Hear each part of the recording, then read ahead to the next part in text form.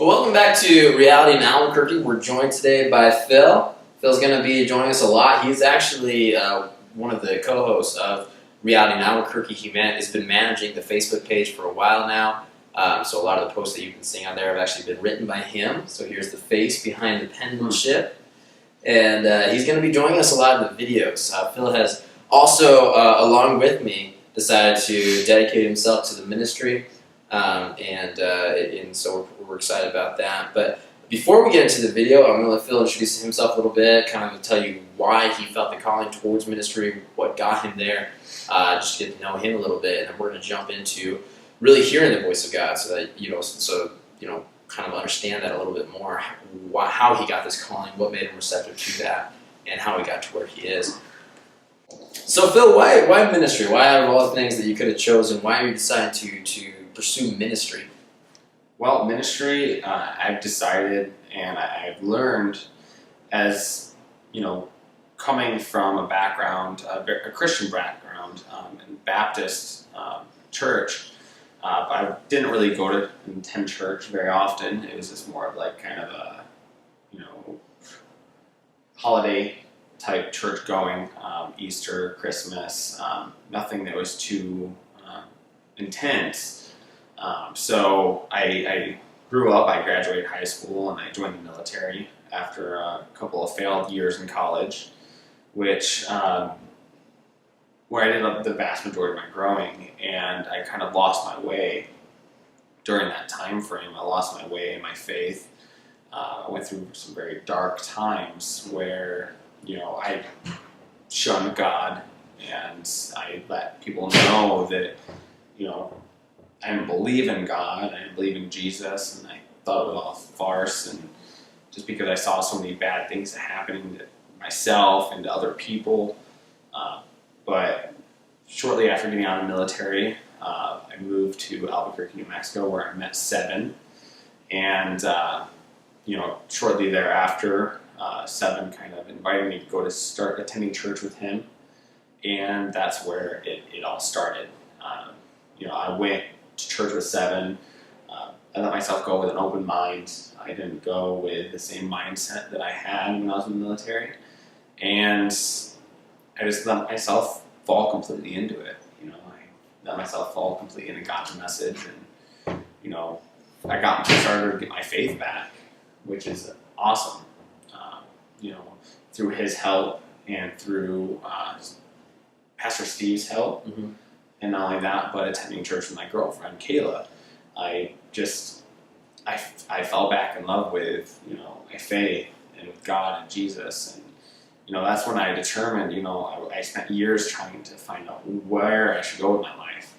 What path God had, intended for me. And that's when, Seven made the suggestion, maybe you should look at this. And not so much that he made the suggestion, but from seeing Seven's passion in his faith and where he was going, I made that decision. I was lost. I didn't know what to do with my life, and through attending church and seeing the great things that being a pastor, the touch and the significance you can play in other people's lives, and bringing God's message is just. It led me right to where I am right now. So, yeah. So, I mean, what you told me at one time that you wanted to go to ministry because it's the only thing you ever felt passionate about. So, when you say passionate, kind of describe it to me. Were you passionate about being able to minister to others? Did you feel peace about it? Like you weren't nervous about going into it? What do you mean by you had a passion for it? A passion. Oh, let's see. I've had a lot of different jobs. I've had a lot of different career paths that led me to this point. And, going back to church and seeing, the impact that God and Jesus has on people's lives, I don't know, something broke inside of me that I felt that passion. Like I couldn't finish one service at church without, kind of breaking down emotionally. It got to the very soul, like the very center of me. Mm-hmm. And, I had to struggle to not, fight back tears for the majority of the church services I went to. So that's when I was like, I've never felt this way before. about anything. I thought the military was my calling before, but I never felt this about the military. While I did learn a great deal of things, and the military was great for my life, obviously God had a bigger plan for me. That's awesome.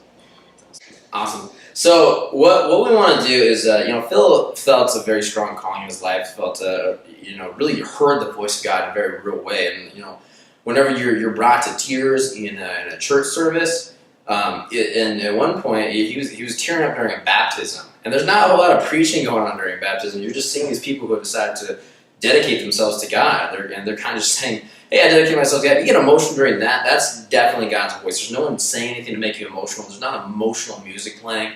There's no, none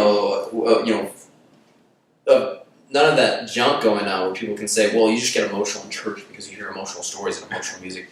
None of that's going on. And so you see something like that happen, and you really know it is God speaking to you, which is really cool. But what we want is, because it's still kind of unclear to you, right, how you got to that point, how you heard God's voice, and especially whenever you're kind of new in the faith, or you haven't been a Christian, or honestly, for a lot of people who've been Christian for several years, it's still kind of confusing sometimes to recognize God's voice, understand what it sounds like and what He's saying. But the Bible gives us some pretty good principles, so we want to take a look at that and kind of set that out. So what are some questions you had, and you're just kind of starting out, it's like how you got there and what it sounds like? Yeah, obviously as one that, had shunned God at one point and then finally coming back into it, I never really gave myself or let myself go to, hear God's voice. I just kind of, before it was just like going through the steps and going through the motions of, this is what you do for Christmas, this is what you do for Easter. Not really ever understanding the real message behind it. The questions that I had coming into it was, what is the story here? Mm-hmm. Where did this all start? Where did it originate from?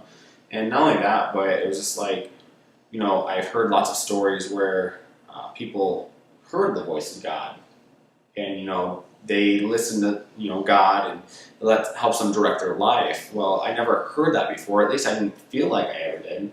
At some point I probably have, right? But I wasn't listening, and I didn't know how to listen or what to look for. So those are the main questions I had. Like, what have I been missing on? Right. Like, what should I be looking for? Right.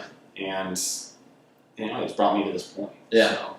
Well, that's cool. That's really cool. So what I want to do, we're going to start out. We're going to be looking at a passage from the story of Elijah. And Elijah was a prophet.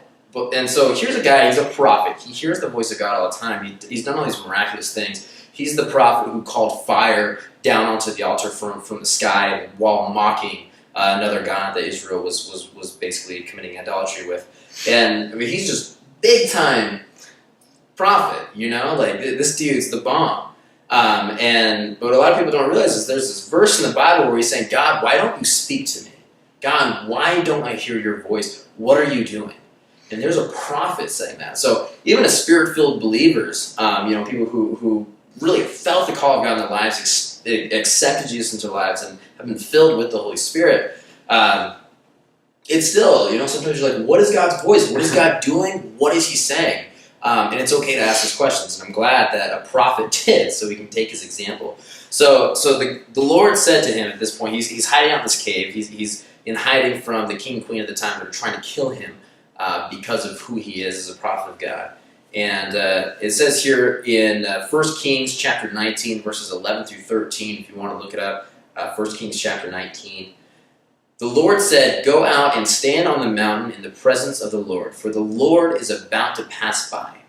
And then a great and powerful wind tore the mountains apart and shattered the rocks before the Lord. But the Lord was not in the wind. After the wind there was an earthquake, but the Lord was not in the earthquake. After the earthquake came a fire, but the Lord was not in the fire. And after the fire came a gentle whisper. When Elijah heard it, he pulled his cloak over his face and went out and stood at the mouth of the cave.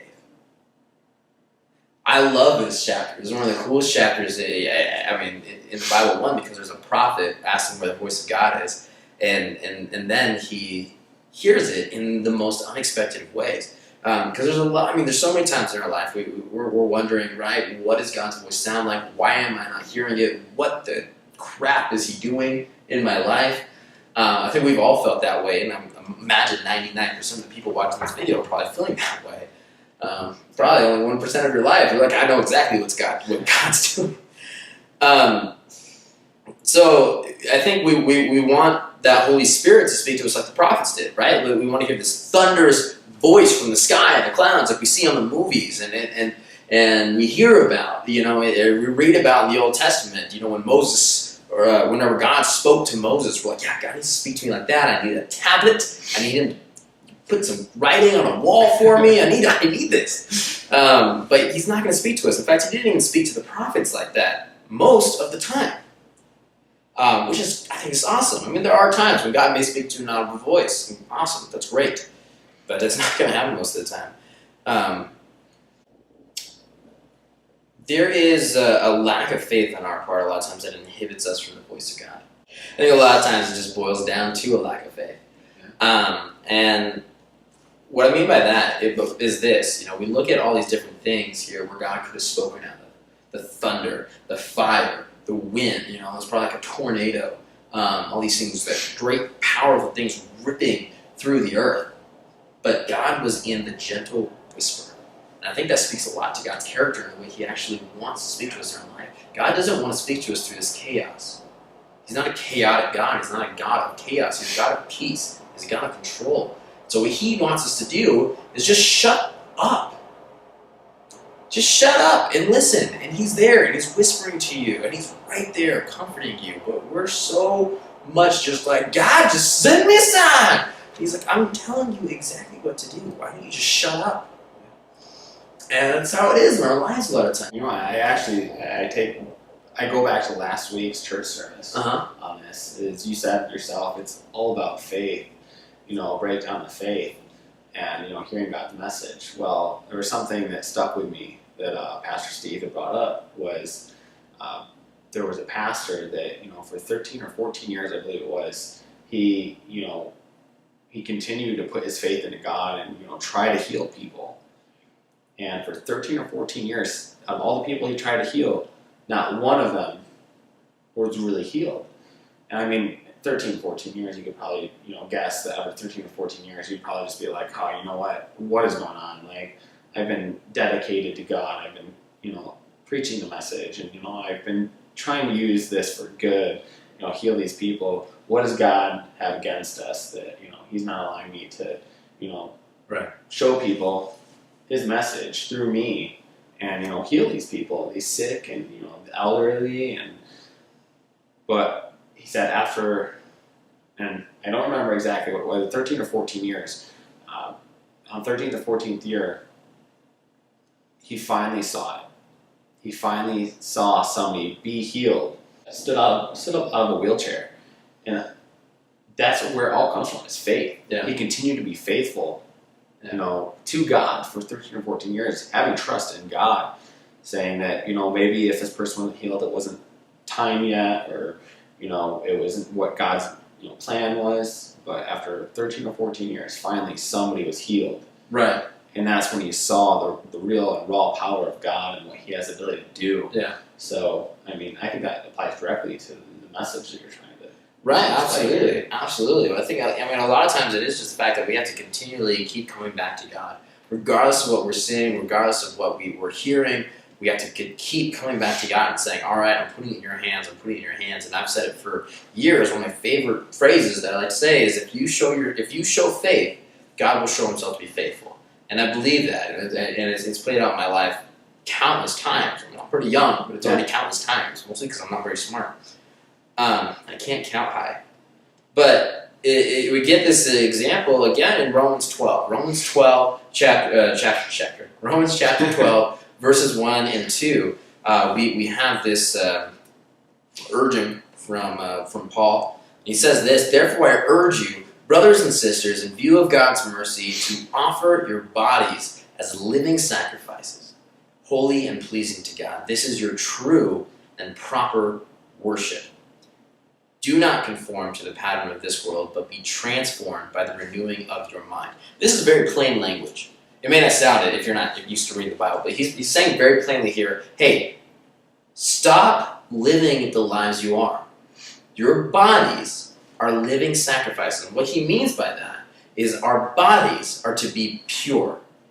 The way we live our lives, the things we put into our bodies, and the things we do with our bodies are to be pure things. And we're supposed to be this living sacrifice. A sacrifice, when we study the Old Testament, we see very clearly that a sacrifice has to be pure, has to be these spotless, unblemished animals. They can't be sick, they can't be old, they can't be anything. They have to be basically perfect animals. And we have to be perfect in the same way. And as we do that, and we don't do this to make ourselves miserable, we become healthy, right? We have healthy bodies, we have strong minds, we're just in a better place overall. And that makes sense that we'll hear God when we're in a better mental and physical state. It makes sense. But what a lot of people don't realize is it directly relates to our spiritual. And you'll see it over and over in the Bible. And I believe this very strongly. You cannot be physically out of shape and expect your spiritual life to be in good shape. Everything about our lives, from our physical bodies to our minds, it all relates to our spirit, because we are souls. C.S. Lewis said the best. You are a soul, you have a body. And when we don't take care of our bodies, the vessel for our souls begin to wear down.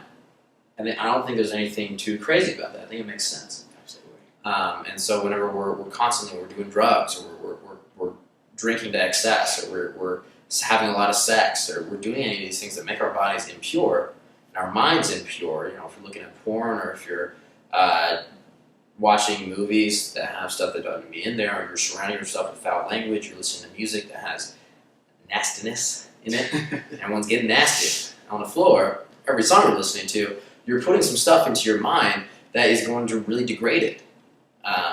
And it's going to make it so that it's harder to hear God's voice.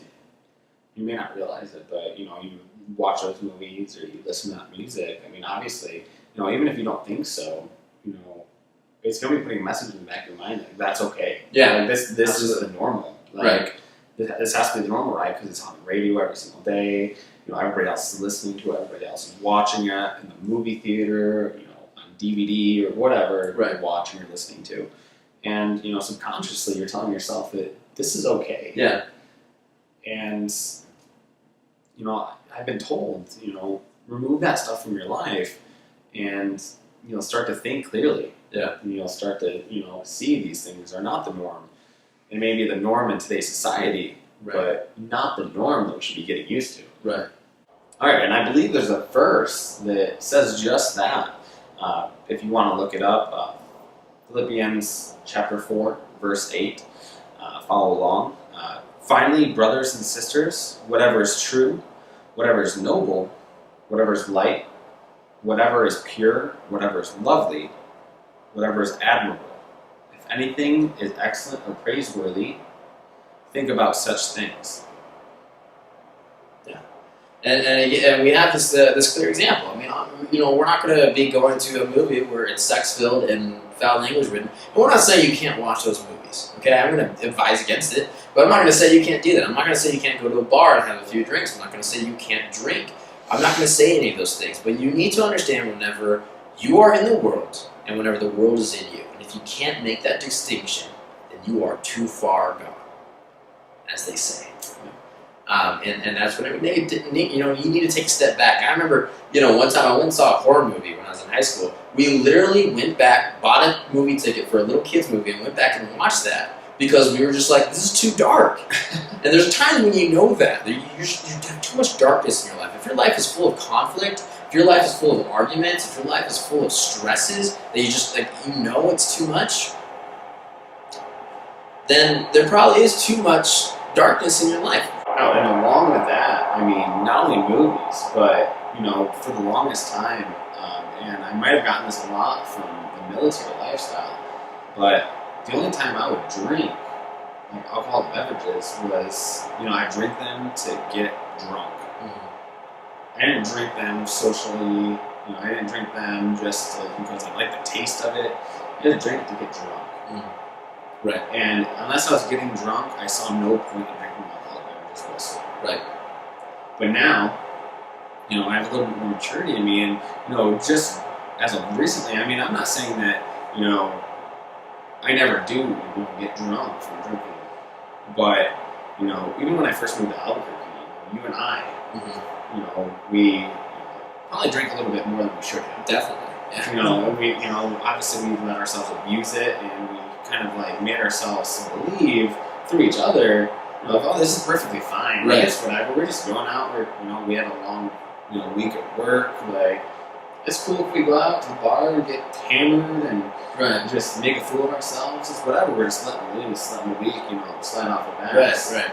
But together, I mean, myself just recently, I found myself when I drink, for the most part, I don't get drunk. Right. Yeah, I might, have a few drinks, and I might start to, feel the effects of it, but I stop. I'm just like, I don't need to go much further than this. I slow down. But I think we can both say that when we were living like that, when we were drinking like that, that we weren't happy. No. I mean, there were definitely times when I'd come home and all the people that we would drink with would be at my house, and I'd turn around and leave because I didn't like coming home to you and to the other people staying at my house because everyone was so depressed all the time. It was frustrating, and I would just leave. I didn't like being around it, and I was like that too. There were times I was like, "What do you do, man? Make us feel good." And I'm like, "Dude, I don't feel good. I just want to sit here. I just want to be quiet. I don't want to do anything." And that's how. I mean, we could see the effects of that lifestyle, plain as day. We were argumentative, and we were angry, and we were those kind of people. I mean, neither of us were pretty nice guys. I mean, neither of us were really starting arguments all the time. But we were. Well, we were searching for happiness through, other means, right? Rather than searching for happiness through God, right? And His message, we were focusing on the physical aspects of being happy. Yeah, and I can say, I mean, there are videos on Reality of Albuquerque's Facebook page where we were in that phase, and we're all joking about, we all have our beers, and we're all joking about, we drink. And we were never drunk, of course, when we were doing those videos. It was literally our first drink if we were doing any videos. But still, the thing was that, I guess what I'm trying to say is you can very much be a Christian and be in the world without knowing it. Because there is nothing wrong with alcohol. There's nothing wrong with it. There's a reason we don't drink a lot. There's a reason that we're very careful about how much we drink and who we drink around. And for the most part, I don't drink at all. Which is a huge difference from me, a year ago. I drank, and I could quote you Bible verse after Bible verse about why drinking was okay, and why you should be drinking, and why it's fine, and why it's acceptable and good. And now I can quote you Bible verse after about why you should be cautious when you drink. But none of this is to say, hey, you can't have fun. In fact, we're more happy. We joke all the time. I can't remember the last time one of us said we were depressed. I literally can't. It was so long ago because we've changed our lifestyles. Because it says, it continue on in chapter 12, do not conform to the pattern of this world, be transformed by the renewing of your mind. Then you will be able to test and approve what God's will is, His good, pleasing, and perfect will. His good, pleasing, and perfect will. So as we're transforming our minds and we're renewing our minds by going to the Bible, going to church, having Christian fellowship, we're doing all these things that really refreshes our minds, we're finding that we are happier because we understand God's will for our lives. God's will for our lives is not to go get drunk, it's to be productive, it's to do all these things. We're finding ourselves that we're having fulfilling lives, we're happy, for the most part, we're carefree. Our lives are pretty awesome. And we've met a lot of really cool people because of the lifestyles we're living in. And we can see that. So I think it's very important to realize God doesn't want us to be unhappy. We didn't learn that from God, coming to us in our dreams or, coming and saying, Philip, stop doing that. You need to do this instead. Right. Or 7.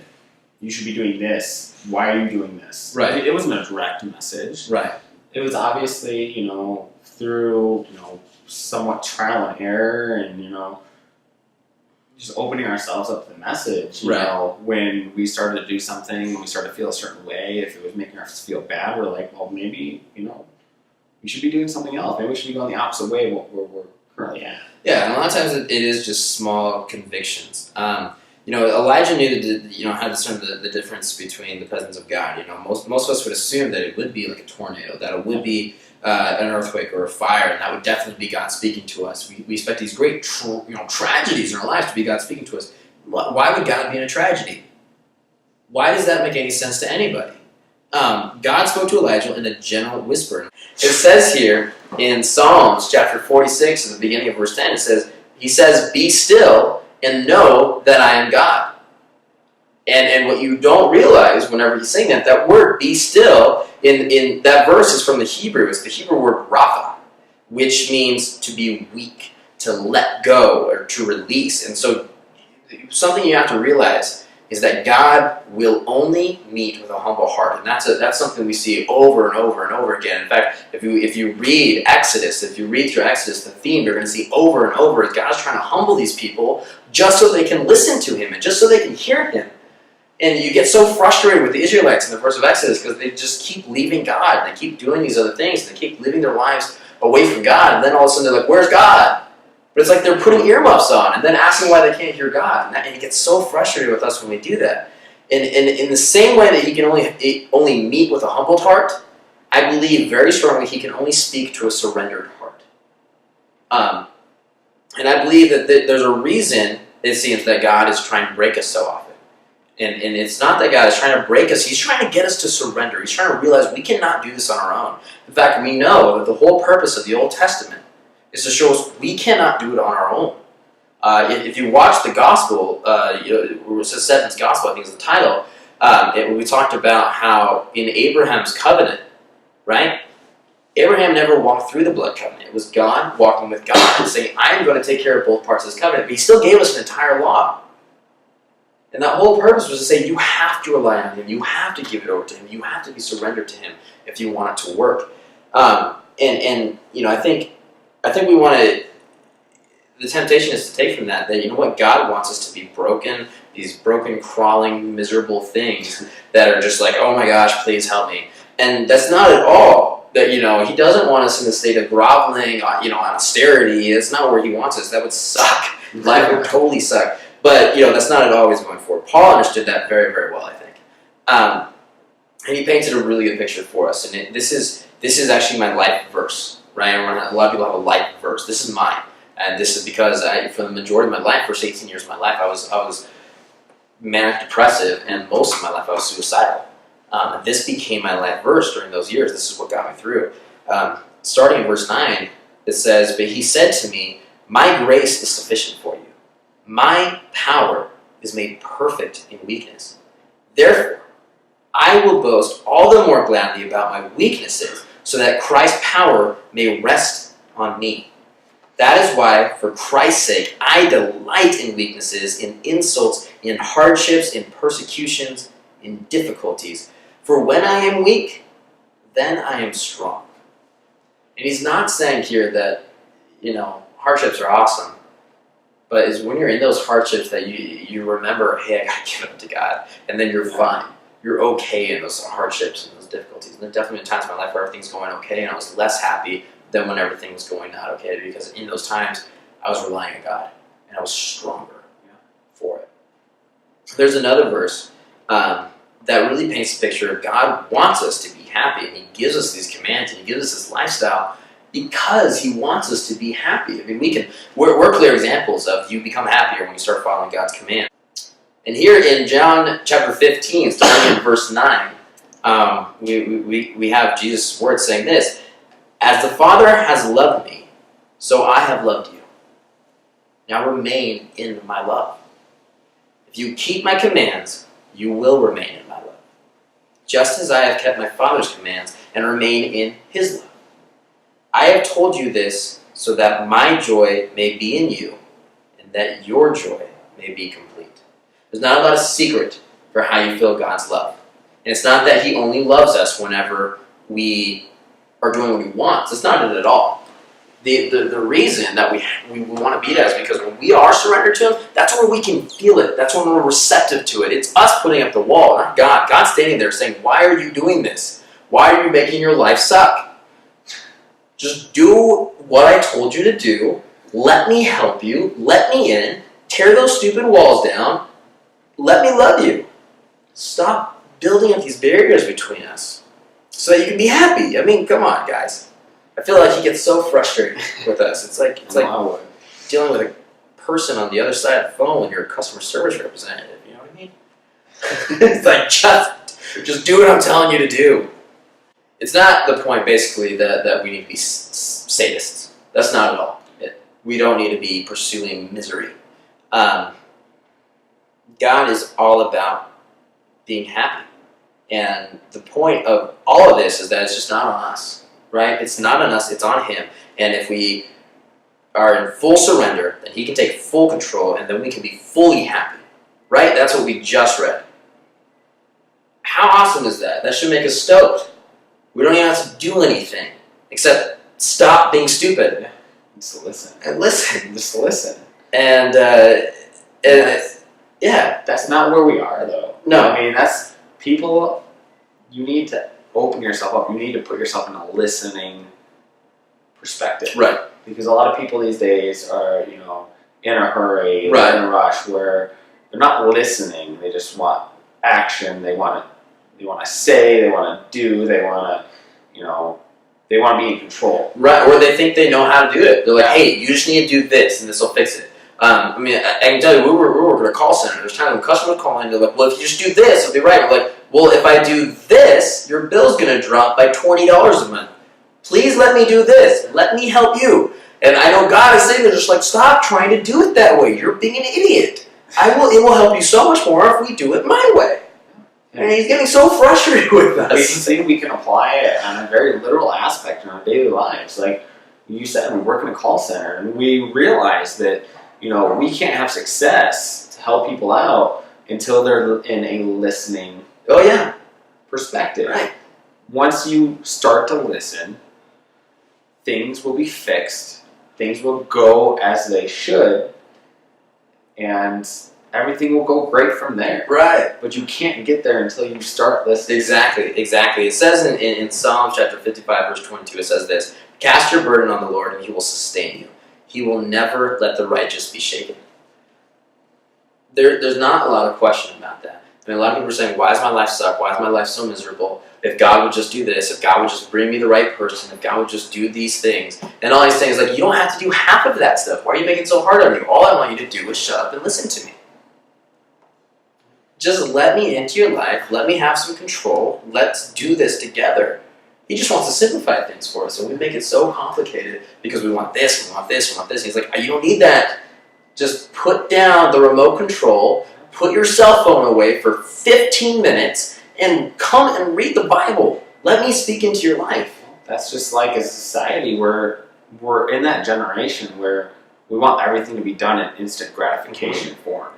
We want everything, we want this, we want it right then and there. Right. You know, you can see that from, you know, fast food Right. drive-thrus. You know, when was the last time you went through a fast food drive-thru and you were upset when you weren't out of there within 5 minutes? Right. How many people go through there and they sit there like, oh my gosh, why am I still here? This is fast food. Why am I not getting this food already? And it's just like, stop expecting everything to be instant gratification. Yeah. Absolutely. Trust in your faith. Listen to God. Absolutely. And you know, again, God's goal is not to break us. It's to show us that we are already broken. That's it. He's not trying to break us. He just wants you to show us that we're already broken. It's like we're walking around with one leg, and He's like, here's crutches, here's crutches, here's crutches. And we're like, we don't need that. And we just keep falling, and we keep, you know, all over the place. And He's just like, here's the freaking crutches. Here's the crutches. Here's the crutches. Here's the resolution to your issue. And we're all like, well, I don't need that. I need a leg. Give me a leg. Yeah, give me a leg. I'll wait for my leg. Where's my leg? When He's just like, here's the crutches. Yeah. I don't know. We're so dumb. And He just wants to show us that we're broken. And so, I mean, it's not. Sometimes it's not even that. It's like my legs are fine. It's like, you're missing one. No, my legs are fine. You're missing one. No, that person's missing one. Yes, they are. You are too.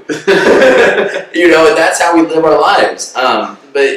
So there is this all-knowing God. He's not sitting on tests and trials so that He can find out what's in our hearts, right? We don't go through trials so He can figure out what we're worth. He knows, right? He knows at the beginning if we're going to pass it or fail it. And the ones we pass is to encourage us and say, you can do this. And the ones we fail is say, hey, look, you aren't where you thought you were. You need a little bit of help. It's to humble us. It's to reassure us that, hey, I'm still here. Just surrender. Let me get you through the next one. our response to failures and mistakes is what's important to God. It's not whether we fail. It's not whether we pass. It's our response. You can be someone who has had sex multiple times, and or someone who's been trying to quit pornography, or someone who's been trying to quit drinking, or someone who's been trying to have a better attitude at work. You go into work grumbling all the time, and you're like, oh, if God would just give me patience. And your attitude is what's important to God. What God's saying is that you keep failing this task. Let's just say patience over and over and over. You keep saying, God, give me patience. God, give me patience. And he's like sending you in-law after in-law, and he's like, here you go. Here's all these people. Learn. And you keep saying, God, what is wrong with you? And he's like, nothing. What are you doing? How do you not understand that I'm showing you what's wrong with you? And as soon as we realize, you know what? I have an issue with people. My attitude is wrong. And then you go and you meet that people with a little bit more of a humble heart and say, you know what? How can I help you? And all of a sudden you have patience for those people because you see them as people you care about. You start caring about people. There's not a secret to patience. There's no secret to patience. The only secret to patience is caring about the people who are around you. You're instantly patient. It's like when a little kid asks you a question. I will sit there and answer questions for a little kid all day long because I care about that little kid. But an adult comes and asks me a question, I'm like, aisle 5, dude, get on my face. You know what I mean? Like, that's how we are. We just have to care about people. And all God's trying to show us is you don't care about people. Your issue is not patience. But we fight him through all this stuff. 1 John, we're going to move through the rest of this pretty quickly here. 1 John chapter 1, verses 8 through 10, it says, if we claim to be without sin, we deceive ourselves, and the truth is not in us. But if we confess our sins, he, Jesus, is faithful and just and will forgive our sins and purify us from all unrighteousness. If we claim we have not sinned, we make him out to be a liar. And his word is not in us. The point here, guys, is that we're not supposed to be perfect. It's just that we need to admit that we're not. And a lot of us have a problem admitting that we're not perfect. I mean, Phil and I look good. We don't look perfect. I can stand to lose a few pounds. So can I. No, I got facial. I got acne still. I'm 22. I'm about to be 23 and I have face acne still. Like we're not perfect. We look good, and we joke around that the Lord did good. He made me perfect. But you know what? We're not perfect, and it's the same with our lives. Our lives from the outside look good. Our Facebook lives look great. Man, my life on Facebook looks perfect. It's not. And I have no problem admitting that. But a lot of us do. We like to say, you know what? I'm doing fine. So the question here is, when are we going to stop viewing God as a punisher? I mean, why do most people not go to church? Because God sucks. They see him as this mean bully on an anthill burning us. We're all the little ants and he's burning us with magnifying us. That's God. That's not how God is at all. I mean, how happy have we been since we're submitted to God? And submission is not a popular word in this culture. Everyone hates that. Oh, submit to God. Oh, well, I trust myself. Yeah. I'm submitting to nobody. Nobody. Yeah, no, of course. But we do. We submit to God. We give it all to him, and a lot of people don't realize, why do people kneel in church? Why do people kneel like that in church? There's a reason. When people used to bow down to kings, it was to have their heads chopped off. And that's why you're bowing before a king. It was to say, if you want my head, it's yours. And that's what we do in church. When we lift our hands, saying, these are yours. These are yours. Take them, do something with them, because I can't do it. And so we raise our hands in worship. We get on our knees whenever we worship. There are people who get down on all fours, and they're saying, just cut it off already. I can't do anything with this head you gave me. Just cut it off, take it. And that's the attitude we have. It's full submission. It's full surrender. Yeah. And, I mean, I've been super stoked on life. Oh, no. I mean, high on Jesus, Yeah, I used to have a mindset where, church on Sundays. I'd be like, I worked all week. Why do I want to give my time away on Sunday when I could be relaxing, right. Doing stuff for myself? But now, I look forward to Sunday every single week. Well, I think you had the same attitude about tithing until recently, too. Yeah. Well, yeah. It's like, why should I spend my hard-earned money, and just give it away? Right. but it's not. You need to stop thinking about yourself. Right. That's the one hurdle that I had to get over. Is stop thinking about me. Stop thinking about, why am I giving my money away? Why am I giving my time away? But no, once I submitted completely and heard God and listened to His message, every single Sunday I look forward to church. Every time that tithing bowl comes around, I put money in it, and I could still be better with that. I give a full 10% of my earnings? It's up to this point. No, I have not, and I need to get better about it.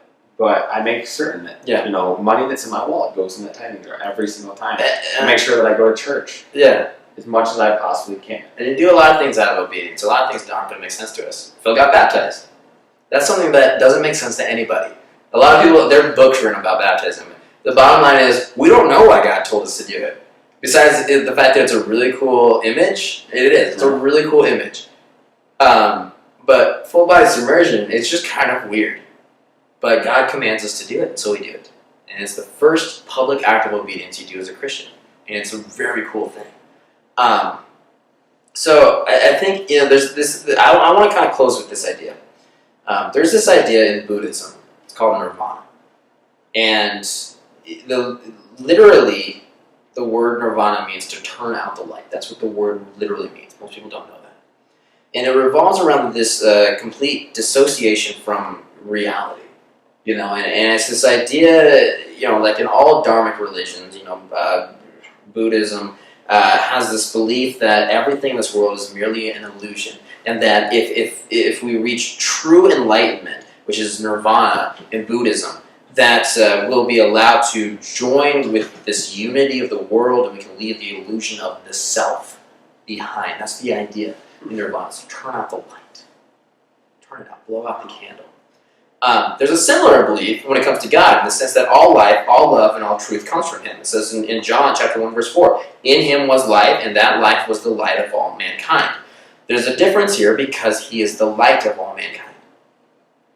We're not turning off the light, we're turning on the light. We also believe the world does not live in reality. We call this reality in Albuquerque because we spent most of our lives living in this false world that we thought was reality, but it sucked. I'm glad reality doesn't suck. The huge difference is that whenever we submit our lives to God, the light turns on. We see things more clearly. We'll hear God's voice. Let's get down to the bottom. We will hear God's voice when we surrender completely to Him. We will hear it in the laughter. We'll hear it in the tear. We'll hear it in that quiet moment. And we'll know His gentle whisper even after the earthquake and the winds and the fire. After the disastrous lives, we will recognize that gentle whisper speaking to our lives. But for now, all we have to do, all you need to focus on is just surrendering everything to Him. What is it in your life that you're holding back? What is it in your life that you're putting faith in above God? Where is your security lying? Is your security in your finances? Are you lacking in your obedience because of finances? Are you lacking in your obedience because you don't have a boyfriend or a girlfriend? You're not married yet. What is causing you to lack in your obedience? What do you need to give up to God? We need to let go. We need to collapse. We need to fall. We need to fall truly in love. We need to fall into Him. Nobody wants to be weak. No one. But that's what we need to allow ourselves to be. Yeah. We need to allow ourselves to be weak before God. Just let go. Yeah. Just surrender yourself. And I'll admit, this is the hardest advice I will ever give on one of these videos. I can stand here all day and say, don't look at porn, don't have sex, don't drink alcohol to excess, don't do all these things. And I have no problem saying that. I think those are very simple commands from things I did. I don't feel guilty about saying that, but this is the one thing I have hard time saying because this is difficult for everyone. This is the hardest advice I'll ever give you. Let go. Give up. Be weak. You are lost. Let God take over. And then you will. Through that renewing of your mind, that submission of Him, through that offering of your body as a living sacrifice, you will be able to know God's will. To test and approve His good, perfect, and pleasing will. You will be able to hear His voice whenever you quiet yourself, when you be still and let God. And you will feel good. You'll feel good. Feels great. You guys have a good week. Rubber baby, buggy bumper, rubber baby, buggy bumper, rubber baby, buggy bumper, rubber baby, buggy bumper. New York. Unique New York. Yeah. Unique New York. Ba ba ba ba ba ba ba ba. Agrabah. Yep.